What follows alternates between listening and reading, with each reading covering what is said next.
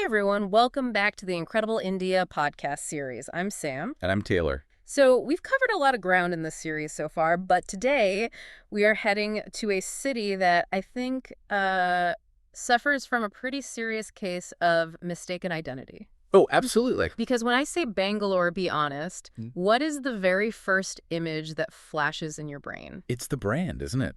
I mean, you instantly think Silicon Valley of India. Right. I picture glass facades, sprawling tech parks, maybe, a traffic jam involving a Tesla and an auto rickshaw. Definitely the traffic jam. And definitely a startup founder pitching an app in a coffee shop. Yeah. It is the hyper-modern face of the country. Precisely. That is the narrative everyone knows. It's the global headline. Yeah. But today we're going to pivot sharply. We're going to look right past those glass buildings, ignore the IT sector entirely, and find a reality that is completely hidden in plain sight. It really is a parallel world. It is. We are talking about a heart that has been beating in this city since the 16th century long, before the first line of code was ever written here. Right. So you have the tech capital on one side, and then you have the Pete. Pronounced Pet A. Right, Pet A, which is the original commercial hub established by the city's founder, Kempegowda. And our mission for this deep dive is to guide you through this incredible sensory maze. Because we aren't just looking at old buildings here. We are looking at ancient supply chains, hidden spiritual economies, and trade practices that have survived kings, colonizers, and globalization. It really is like stepping into a time machine. So let's open the map. We are dropping right into the center of the maze Chickpet. Okay. And I have to say, looking at the etymology here, I feel like someone is playing a joke on us. You mean the name? Yeah, Chickpet. Which literally translates to small market. Small market, which feels ridiculous because the source material describes this place as anything but small. It's described as a sprawling, serpentine organism that seems to just go on forever. Why small? Well, it's a matter of historical perspective. I mean, 400 years ago, compared to the vast kingdom, maybe it felt compact. But today, dense is the much better word. Dense, yeah. Small implies manageable. Chickpet is an absolute assault on the senses. The lanes are so narrow that sunlight really struggles to hit the ground in some places. Wow. And the architecture reflects that density. It's this chaotic, beautiful layering of history. That layering is what really stood out to me in the reading. It's not a preserved museum piece where everything looks like it's from 1850. No, not at all. It's a total mishmash. Exactly. It is a physical timeline. Yeah. You'll look up and see a colonial-era building with intricate wooden balconies, maybe rotting a little, but still majestic. Yeah. Right next to a traditional South Indian structure with those heavy, ornate stone pillars. Right. And then, jammed right in between them, a concrete shop from the 1980s covered in neon signs. It's a physical history of the city's growth, all compressed into a few square miles. And it's not just the buildings, it's the sheer volume of commerce. You have vintage brass, bullion, textiles, it's all there. But there was one detail in the research that I really loved, the concept of the office. Because in the corporate world, we think of boardrooms, sleek tables, and Zoom calls. Right, but here, the office is the tea stall. Exactly. These tiny hole-in-the-wall shops tucked between the massive warehouses. That is a crucial insight into how this economy actually works. Those tea stalls aren't just for a quick caffeine fix. They are the unofficial conference rooms. That's wild. You have traders moving millions of rupees worth of goods, and the handshake doesn't happen in a lawyer's office. It happens over a steaming glass of chai, standing on the side of the road right amidst the honking and the dust. It seems so informal for such high stakes. It is, but it's deeply relational. The environment is chaotic, sure, but the trust is personal. If you can look at someone in the eye and share a tea, the deal is solid. It's a very human way of doing business that modern corporate culture has largely sanitized. Yeah, that makes a lot of sense. Now, moving from the general chaos of Chickpet, if we take a turn, we hit Avenue Road. The sources refer to this as the Silk Highway. This is where the texture of the deep dive changes, literally. If Chickpet is about sheer volume, Avenue Road is about refinement. Oh, okay. This is the absolute epicenter for Mysore silk and Kanchipuram saris. But for the listener who is used to buying clothes online or, just walking into a mall, the experience here is fundamentally different. How so? Is it just the variety of the clothes? It's the depth of knowledge. In a modern store, you might get a clerk who checks a computer for inventory and just reads the tag to you. On Avenue Road, the salespeople are essentially textile historians. Wow. They don't just sell you a garment. They can spot a machine-made imitation from across the room. The sources mention the way they present the product, too, unfolding the saris like a rainbow cascade. It's highly theatrical, isn't it? Yeah. But it's backed by genuine expertise. They know the exact origin of every single piece. Right. They can tell you which specific village in Karnataka or Tamil Nadu wove it. And that's because the supply chain is incredibly short. Meaning there's no massive distributor. Exactly. The shop owners often travel personally to the weaving villages. There is no middleman wiping out the history of the object. So when you buy something there, you're buying the story of the weaver, too. You are. And there's a financial aspect to this that we really shouldn't gloss over. The sources mention the Kanchipuram sari as a wearable investment. Yes, I wanted to ask about that, because we usually think of clothes as depreciating assets. You buy a shirt, walk out the door, and it's suddenly worth half of what you paid. Not here. Real Kanchipuram saris use zari. Which is? It's thread made with real gold and silver. Actual gold. Actual gold wrapped tightly around silk threads. So families will buy these not just to wear for weddings, but as a legitimate store of value. It's a savings account you can drape over your shoulder. That is amazing. If a family falls on hard times, they can, and they do, melt down the saris to recover the gold. That is wild. It literally turns fashion into finance. It completely changes how you look at a piece of fabric. It's beautiful, yes, but it's also security. It's liquidity. Okay, let's shift gears. We've done sight and touch. We really need to talk about smell. We are walking into Kalasipalya. Ah, the spice market. And the sources are very clear on this. You do not need a map to find this place. Your nose will take you there from blocks away. It's described as a 400-year-old olfactory map. The air is thick with cardamom, cinnamon, turmeric, dried chilies. It sounds incredibly intense. It is, and this is where we see that theme of art and commerce pop up again. It's not just dumping bulk spices into a bag. The master spice blenders there create garam masala blends with the precision of a chemist, or like a painter mixing colors on a palette. But there is a technical detail here that I think is fascinating regarding the tools they use. You mean the stone grinders? Yes, because in a modern factory, you use high-speed metal blades to pulverize spices. It's fast, it's cheap, and it's efficient. But metal blades at high speed generate friction, and friction generates heat. And heat cooks the spice. Exactly. Heat burns off the volatile essential oils, which is the stuff that actually gives the spice its aroma and its medicinal properties. Right. If you heat it up during the grinding process, you are losing half the flavor before it even gets into the bottle. In Kalasipalya, many vendors still use traditional stone grinders. Jeez, they're slower. They move slower, they stay completely cool, and they crush the spice rather than shredding it. So it's essentially like cold-pressed juice, but for spices? Precisely. The oil stays locked in the powder, which means when you cook with it, the flavor profile is infinitely more complex than the packet stuff you buy at the supermarket. That is so interesting. It's not just nostalgia for the old ways. It's actually a technically superior method of production. That makes me look at my own spice rack with a lot of disappointment right now. It should. Once you've had the real stuff, there is really no going back. And the variety is staggering. You have pepper from Kerala, chilies from Rajasthan. And the heavy hitter Kashmiri saffron? The most expensive spice in the world. And seeing it being weighed out on these tiny, delicate brass scales right next to huge, rough sacks of dried chilies, it really emphasizes the incredible range of value in this market. Right, you can spend a few rupees or a few lakhs in the exact same stall. Exactly. Now, before we leave the sensory markets, we have to touch on Gandhi Bazaar. This seems to be the hub for the maker movement, but, the original version of it. Right. It's named after Mahatma Gandhi, which is incredibly fitting because it reflects his vision of Swadeshi. Supporting local industry. Yes. Indigenous industry. Yeah. This isn't where you go to buy imported plastic goods. This is where you see the makers in action. The metal workers, specifically. Yes. You can hear them way before you see them.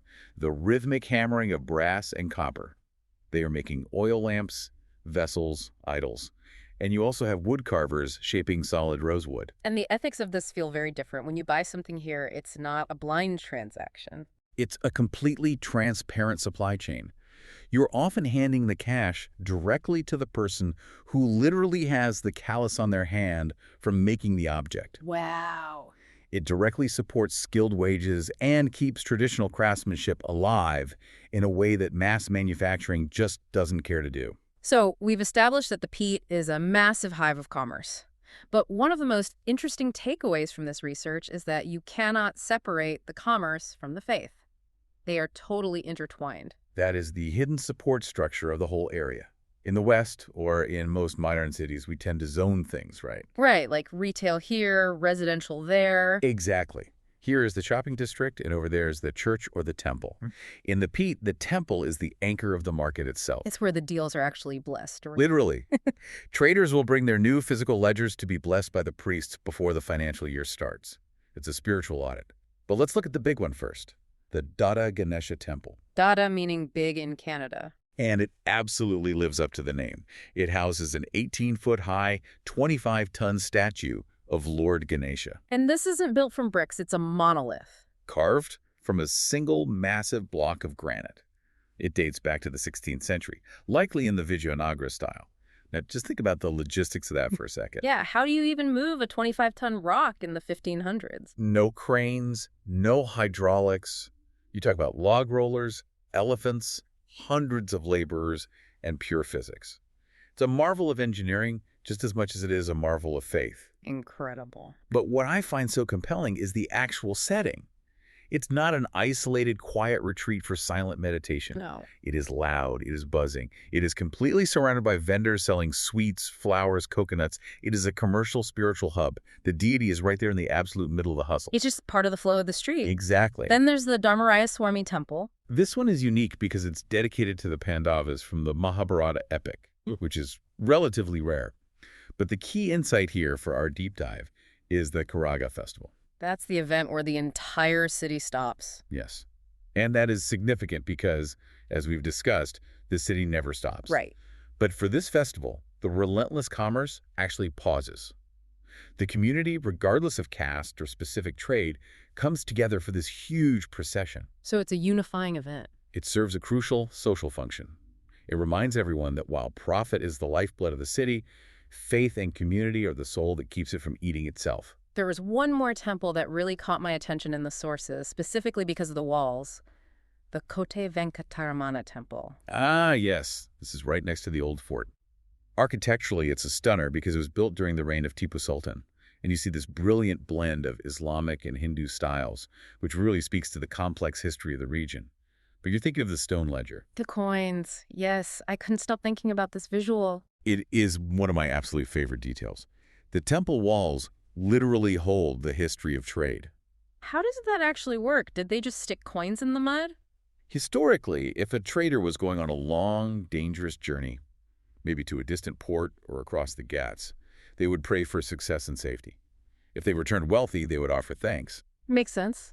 But instead of just putting money in a donation box, they would often embed actual coins from their journey into the temple walls of the floor. So they're permanently stuck in the architecture. Exactly. If you look closely today, you aren't just seeing stone. You're seeing a numismatic history. You can find coins from different eras, different kingdoms, maybe even foreign currency, all stuck into the walls. That is amazing. It is a physical record of the economic boom periods of the city, perfectly preserved in a holy place. It brings the history to life in such a tangible way. It's like a graph of the economy, but made of gold and silver and stone. Okay, so we've walked the streets, we've smelled the spices, we've visited the temples, but we need to talk about the actual mechanics of the transaction. Because if a listener walks into Chickpet expecting a barcode and a fixed price, they are going to be very confused. They will be eaten alive. We need to discuss the trade secrets. And the very first rule is that price is completely fluid. The art of bargaining. The source material describes it almost like a dance. It is a performance. It's not an aggressive argument. It's a mutual negotiation of value. And it involves a lot of nonverbal cues. Like the head shake. The head shake is classic. It's that slight wobble that indicates, I like this, but you and I both know that price is ridiculous. Right. Then there's a look of feigned disinterest. You look at the item, then you look away, and you check your watch. You have to signal clearly that you have other options. And what about the walkaway? Does that actually work, or is it just rude? Oh, it's the nuclear option. It works, but only if you actually mean it. If you walk away and they don't call you back, you've lost. You just have to keep walking. Yep. But often that physical act of turning your back is what triggers the, okay, come back, let's talk response. Is there a magic number? Like if they quote me 100 rupees, what should I aim for? The sources suggest the equilibrium is usually about 20 to 30% below the opening quote. If you go lower than that, you're being insulting. If you pay full price, you're being a tourist. That makes sense. That 20 to 30% range is where both parties feel like they won. But the deeper I dug into this, the more I realized it's not just about the price. It's about the units of measurement. I consider myself pretty good at math, but I think I'd be totally lost here. Oh, forget the metric system. In the deep pockets of the peat, you are stepping back into traditional weights. Tell us about the seer. So if you are buying grains or spices in bulk, you might hear the term seer. It's an old unit. It's approximately 933 grams. Not a kilo. 933 grams. That is remarkably specific. Why keep it? It's tradition. And for larger volumes, you have the mond, which is roughly 37 kilograms. Yeah. And if you are buying gold, you aren't dealing in grams. You are dealing in tolus and annas. Is it just stubbornness? Or is there a functional reason they reject the kilogram? It's partly tradition, sure, but it's also a form of gatekeeping. Oh, interesting. It reinforces the insider status. If you know what a seer is, you belong to the trade. If you ask for a kilo... Do you mark yourself as an outsider immediately? Exactly. It keeps the community tight. It's basically a secret language of commerce. That makes perfect sense. It's a shibboleth. And speaking of language and trust, the credit system here seems totally alien to modern banking. It is the word economy. There are transactions happening here worth vast sums of money that are based entirely on verbal agreements. No credit checks, no collateral. None. It's based on lineage. It's the idea of, my grandfather did business with your grandfather for 40 years, therefore I trust you.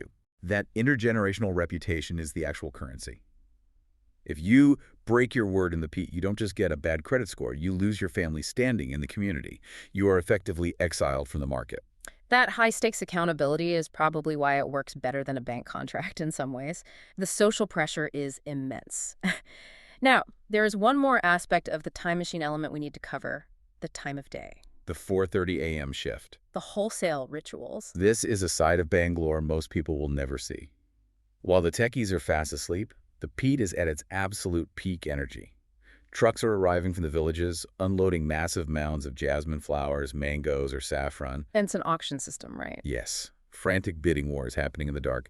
And the fuel for all this is coffee. Of course. You have these portable coffee vendors roaming the dark streets, pouring steaming filter coffee for traders who've been up since 3 a.m. It is a high-caffeine, high-stakes economy that completely evaporates by the time the sun fully comes up. So if someone listening wants to actually go and experience this, not just hear us talk about it, we need to talk logistics. Because this isn't a sanitized mall with a parking garage. No, it's an obstacle course.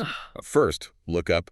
We mentioned the architecture earlier, but specifically look for the British colonial clock towers. Why the clock towers? They are highly symbolic. They represent the exact moment the British tried to introduce punctuality and standardized time into this fluid, traditional market. Interesting. You'll see them standing right next to the Indo-Saracenic style of the city market building. It's literally a clash of civilizations in brick and mortar. One side trying to rigidly measure time, the other side just living in it. Okay, practical tips. When do we go? You have a narrow window. The sweet spot is early morning, 7 a.m. to 9:00.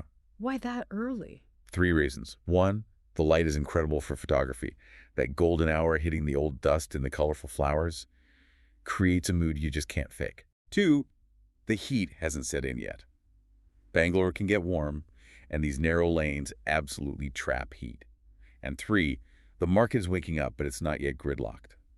If you go at noon, you will be stuck in a human traffic jam. You won't be walking, you'll be shuffling. Good to know. And days of the week. Avoid Sundays. It's mostly closed. You'll completely miss the energy. You want to see the chaos, not a bunch of shuttered doors. What about gear? Comfortable shoes are non-negotiable. The ground is uneven, cobblestoned in places, muddy in others. Do not wear open-toed shoes or heels. You need traction. And payment. Cash is king, and specifically small notes. No one has changed for a 2,000 rupee note when you're just buying a cup of tea. Right. And modesty. Highly recommended. You are weaving in and out of sacred spaces. For the temples, you'll need to cover your shoulders and legs. It just makes the interaction with the locals smoother and much more respectful. You don't want to be the tourist who gets turned away at the temple door. So when we step back and look at this hidden heart, what is the main takeaway? I mean, why does this matter in the age of Amazon and Instacart? Why trudge through the mud? It matters because it's a living museum. This isn't a reenactment village put on for tourists where actors pretend to be blacksmiths. Right, it's real. This is a functional, thriving, billion-rupee economy that has simply refused to be homogenized. Every transaction you see there, whether it's weighing saffron on a brass scale or negotiating a gold sari, carries the weight of history. Yeah. It connects you directly to the way humans have interacted for millennia. It's chaotic, it's loud, and it's messy, but it is deeply, authentically human. I love that. It's a powerful reminder that a city's soul isn't usually found in the new construction. It's found in the places that have weathered the storms of time. It's pure resilience. Very well said. So next time you think of Bangalore, don't just think of code and computers. Think of the smell of turmeric, the sound of a stone grinder, and a gold coin hidden in a temple wall. And we have a specific tip for you if you want to make this happen. Yes. If you decide to travel to India, we have a recommendation.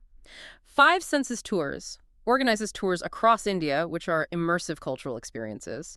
You can email contact@fivesensestours.com. Note 5 is written as a numeral in the email address. That's contact@fivesensestours.com. Thanks for listening to this deep dive, everyone. See you on the next one.